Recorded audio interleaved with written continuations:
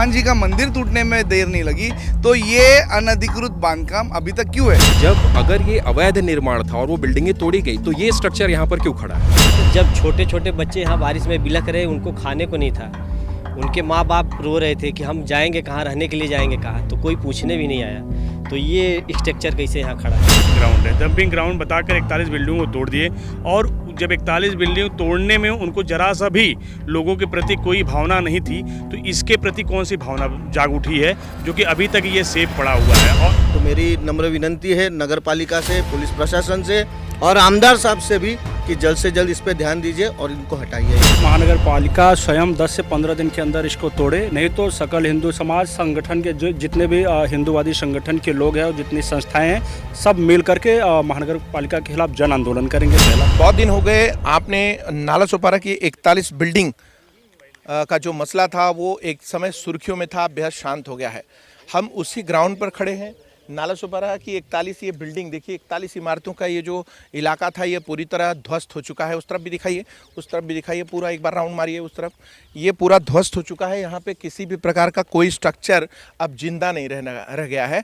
सब यहाँ से विस्थापित हो गए हैं और सब यहाँ से चले गए हैं। चारों तरफ पूरा सन्नाटा है और कोई भी पब्लिक यहाँ पे नहीं है।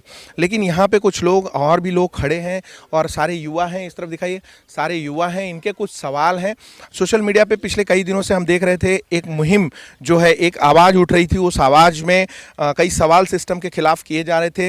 तो मैंने सोचा कि क्यों ना इन्हीं से बात की जाए कि इनका मसला क्या है, मुद्दा क्या है और आज इतने सारे लोगों से बात क्यों करना चाह रहे हैं, प्रशासन से सवाल क्या पूछना चाह रहे हैं, उनका क्या मसला मुद्दा है, पिछले कई दिनों सोशल मीडिया पे चल रहा है मसला। तो हम उन्हीं से जानेंगे। हमारे साथ शिवकुमार जी हैं और अन्य भी चेहरे सब पहचाने हैं, परिचय देने की ज़रूरत नहीं है। शिवकुमार जी, हमें ये बताइए, ये जो आज पूरी युवा टीम है, क्या सवाल करना चाह रही है, क्या सिस्टम से क्या आप लोग मांग कर रहे हैं? क्या देखिए, जब 41 बिल्डिंगें तोड़ी गई उसमें आपको पता है बारिश का भी सीज़न था, रोते बिलखते बच्चों को बरसात में छोड़ दिया गया, इतनी बुरी कंडीशन में भी बिल्डिंग तोड़ करके लोगों को बेघर कर दिया गया। पर जब अगर ये अवैध निर्माण था और वो बिल्डिंगें तोड़ी गई तो ये स्ट्रक्चर यहाँ पर क्यों खड़ा है?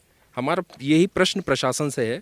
और दूसरा कि इस स्ट्रक्चर में आप यहाँ पर देख सकते हैं कि अवैध तरीके से बिजली का कनेक्शन लिया गया है।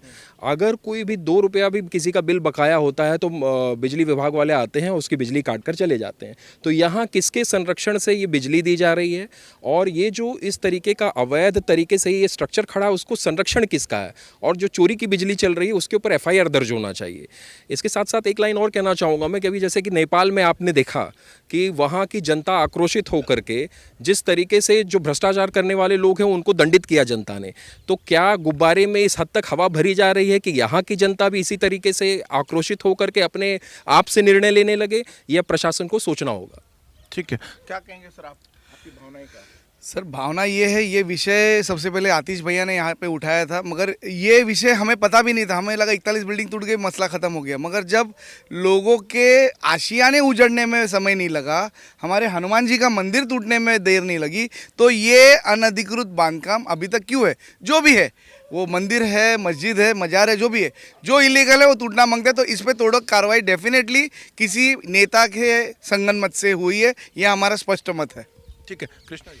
मैं आपके चैनल के माध्यम से कहना चाहता हूं कि महानगर पालिका स्वयं 10 से 15 दिन के अंदर इसको तोड़े, नहीं तो सकल हिंदू समाज संगठन के जो जितने भी हिंदूवादी संगठन के लोग हैं और जितनी संस्थाएं हैं, सब मिल करके महानगर पालिका के खिलाफ जन आंदोलन करेंगे, पहला विषय।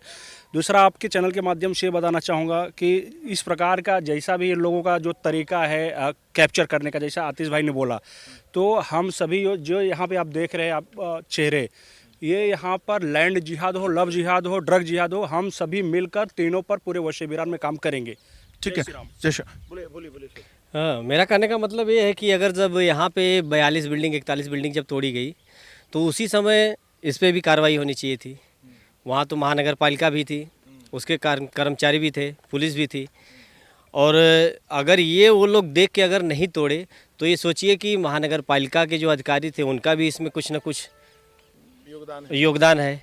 और यहाँ के जो सत्ता में हमारे जो खासदार आमदार हैं उनको भी ये देखना चाहिए था कि अगर जब छोटे छोटे बच्चे यहाँ बारिश में बिलख रहे, उनको खाने को नहीं था, उनके माँ बाप रो रहे थे कि हम जाएंगे कहाँ, रहने के लिए जाएंगे कहाँ, तो कोई पूछने भी नहीं आया।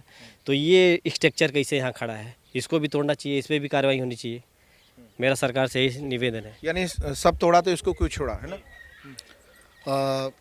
मेरा कहना खाली केवल एक है कि 41 बिल्डिंग तोड़ा तो ये क्यों छोड़ा, जल्द से जल्द इस पे कार्रवाई हो।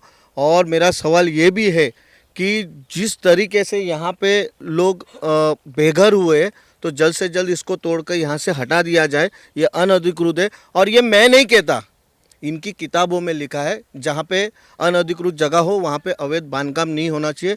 तो मेरी नम्र विनंती है नगर पालिका से, पुलिस प्रशासन से और आमदार साहब से भी कि जल्द से जल्द इस पे ध्यान दीजिए और इनको हटाइए यहाँ। उनके मतलब कि बही खाते में लिखा गया कि ये डंपिंग ग्राउंड है। डंपिंग ग्राउंड बताकर 41 बिल्डिंगों को तोड़ दिए और जब 41 बिल्डिंग तोड़ने में उनको जरा सा भी लोगों के प्रति कोई भावना नहीं थी, तो इसके प्रति कौन सी भावना जाग उठी है जो कि अभी तक ये सेफ पड़ा हुआ है। और आपको जैसा कि यहाँ पे सभी लोगों ने बताया कि इनलीगल तरीके से जो कि देखिए वहाँ से वायर आया हुआ है और इनलीगल तरीके से यहाँ पे बिजली दी जा रही है। और बिजली का यहाँ क्या काम है और यहाँ पे अभी ये उपस्थित है, तो इसका उपस्थित होने का क्या कारण है? क्या इसमें महानगर पालिका की मिली जुली साजिश है कि इसके आगे कुछ और करना चाहते हैं? मैं प्रशासन से निवेदन करना चाहता हूं कि इसे जल्द से जल्द हटाया जाए यहाँ से। और जिस तरीके से लोगों को घरों से यहाँ से बेघर किए आप, तो उसी तरीके से इसको भी हटा दिया जाए, यही हमारी मांग है। ठीक प्रदीप भाई, तो ये जो मांग है वो ये है कि स्ट्रक्चर जो है, स्ट्रक्चर्स वो सारे यहाँ से हटा दिए गए कि एक सर्टेन स्ट्रक्चर क्यों छोड़ा गया है। और जो कनेक्शन वहाँ जरा जूम करके दिखाई, वो जो लाइट MSCV का दिख रहा है वो पोल तक वहाँ पर आपको दिखेगा एक वायर आता हुआ जो यहाँ पे जुड़ा हुआ है। और नज़दीक से देखेंगे, कैमरे में दिख पा रहा है तो दिखाइए, वो स्ट्रीट लाइट है महानगर पालिका की, वहाँ से ये इलीगल कनेक्शन दिया हुआ है। जरा इस तरफ दिखाइए, ये वायर वहीं से आया हुआ है। और ये वायर जो है, अब कानूनन देखा जाए तो कोई भी कनेक्शन अगर आप लेते हैं और आप उसका लाइट बिल या अन्य पेमेंट बिल नहीं करते हैं तो आप वो इलीगल की श्रेणी में आते हैं और उस पर FIR बनता है। तो ये मांग है इनकी, जो इनके आरोप हैं प्रशासनिक अधिकारियों पे, चाहे वो तहसीलदार प्रशासन हो, महानगर पालिका प्रशासन हो या अन्य प्रशासनिक अधिकारी हो, उनसे इनका सवाल है, जो युवा है उनका सवाल है कि इस सिस्टम में दोहरे मापदंड क्यों अपनाए जा रहे हैं और किस तरीके से इस स्ट्रक्चर या अन्य स्ट्रक्चर्स जो भी हैं यहाँ पे प्रोटेक्टेड क्यों हैं, ये उनका सवाल है। फिलहाल इस पे अधिकारियों को जवाब देना है और उनको इस मामले पर संज्ञान लेना है। 41 बिल्डिंग का ये जगह है जहाँ पे रिजर्वेशन डाला गया था और रिजर्वेशन के बाद यहाँ पे 41 बिल्डिंग और हज़ारों घर यहाँ से, हज़ारों लोग यहाँ से विस्थापित कर दिए गए। बावजूद इसके ये स्ट्रक्चर बचे रहने का सवाल आज की युवा पीढ़ी यहाँ पे कर रही है, जिसका जवाब सिस्टम को देना है। फिलहाल आपको इस पूरे मुद्दे पर आपकी अगर राय कुछ है तो हमें कमेंट करके बता सकते हैं। और इस पूरे मुद्दे पर प्रशासन क्या, अधिकारी क्या कार्रवाई करते हैं, आगे का अपडेट हम आपको देते रहेंगे। हमसे जुड़ने के लिए सभी का धन्यवाद, आभार। देखते रहिए मेट्रो सिटी समाचार।